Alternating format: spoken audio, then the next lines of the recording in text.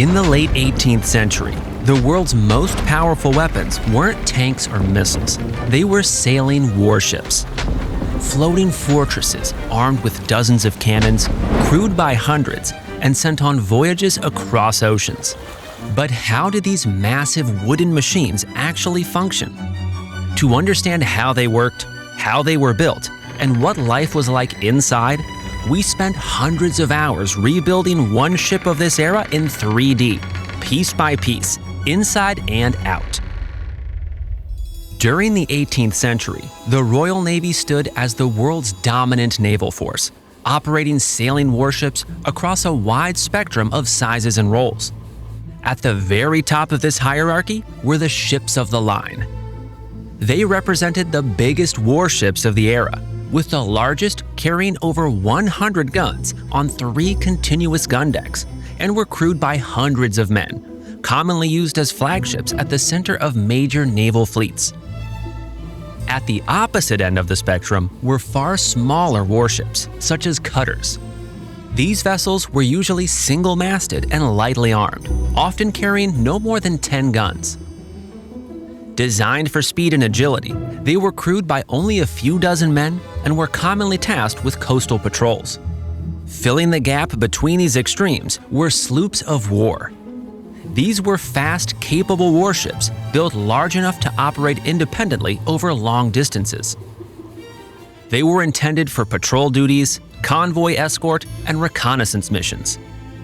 Sloops of war struck a balance between speed, maneuverability, and firepower, carrying up to 18 guns and crews of more than 100 men. These vessels could be rigged with either 2 or 3 masts, and 3-masted versions were known as ship-sloops.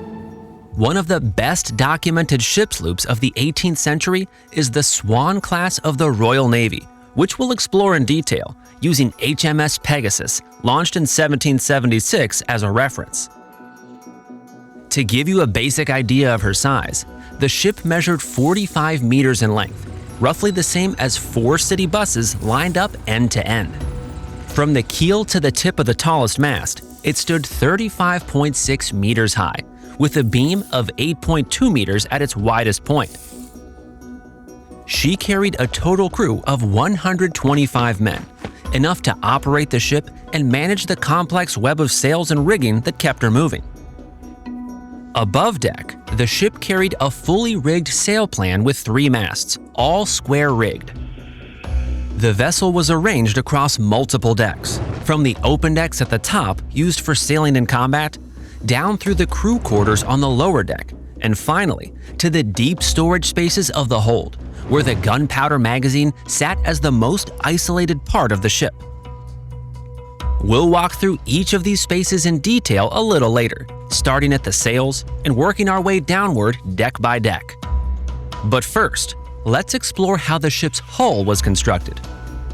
The Swan-Class was designed with a relatively narrow hull and fine lines, a combination that gave these ships their reputation for speed and maneuverability.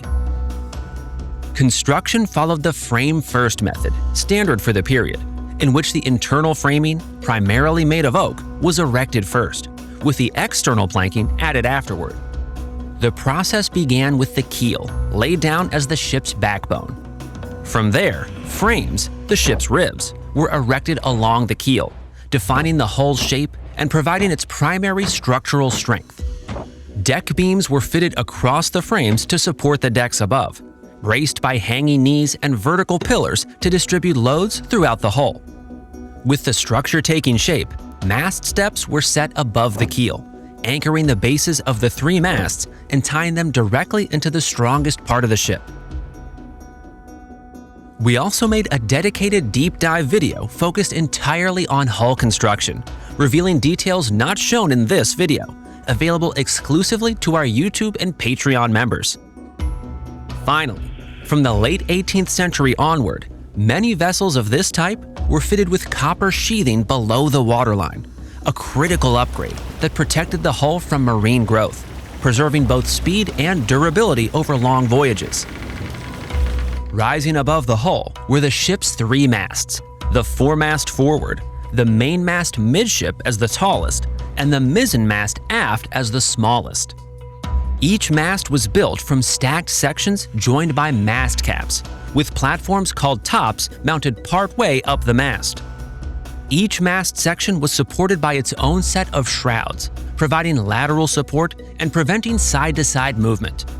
Ratlines, horizontal ropes tied between the shrouds, formed ladder-like steps for climbing.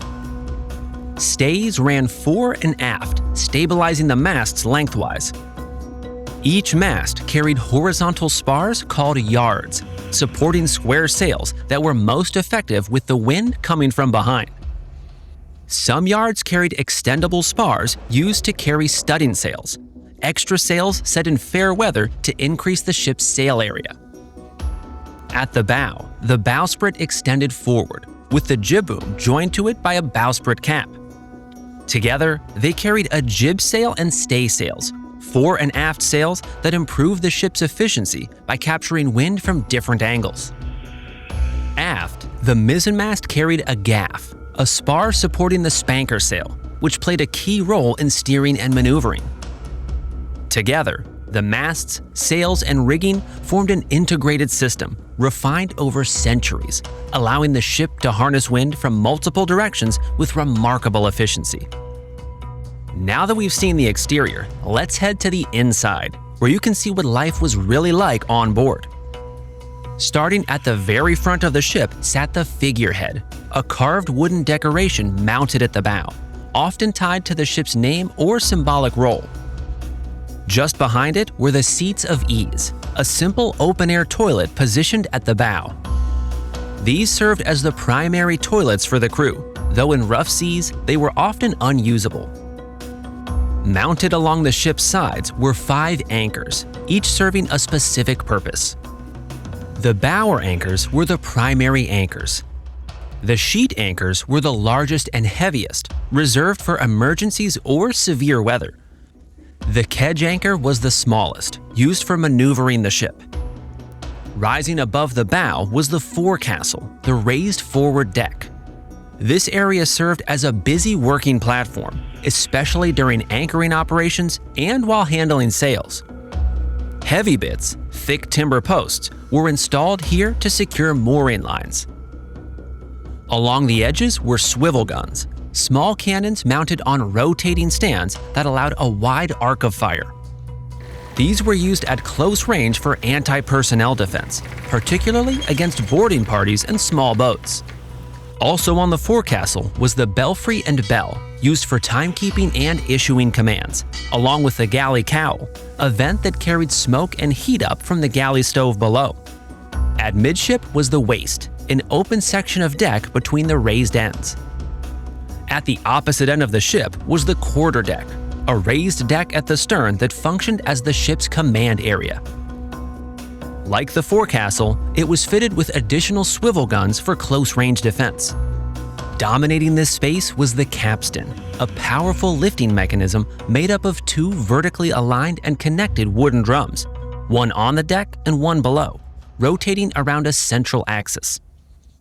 A rope was wrapped several turns around either drum, and long capstan bars were inserted into slots in the drumheads. Multiple crew members would walk in a circle, pushing the bars to rotate the drums and generate the force needed to raise anchors or haul heavy loads. A pawl system prevented the capstan from spinning backward under load. Nearby stood the ship's wheel, used to steer the vessel.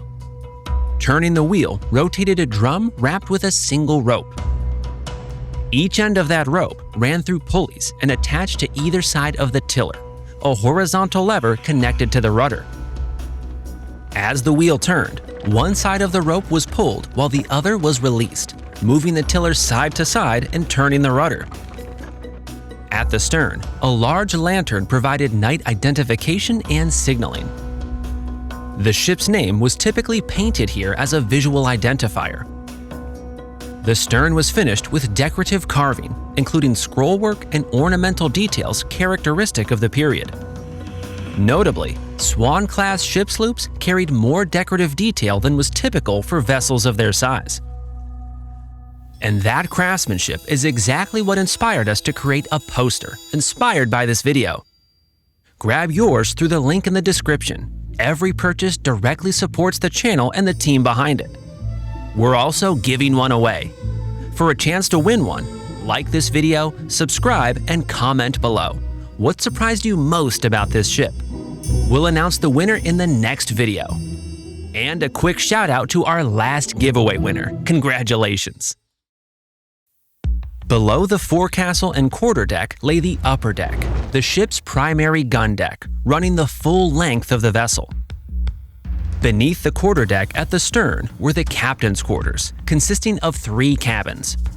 The largest, known as the Great Cabin, featured small windows, called lights, at the stern and along the sides. At the bow, beneath the forecastle, was the galley, fitted with a stove where meals were prepared, and the manger, a small enclosed space surrounded by a raised coaming designed to catch water entering through the hawse holes where anchor cables pass through the bow. At the center of this space was the bowsprit step, anchoring the inner end of the bowsprit into the hull. Lining this deck were 16 6-pounder guns. The term 6-pounder refers to the weight of the solid iron shot each gun was designed to fire. These iron cannons were mounted on wheeled wooden carriages and fired through gun ports cut into the hull. Some ports were fitted with hinged lids to keep water out when the guns were not in use.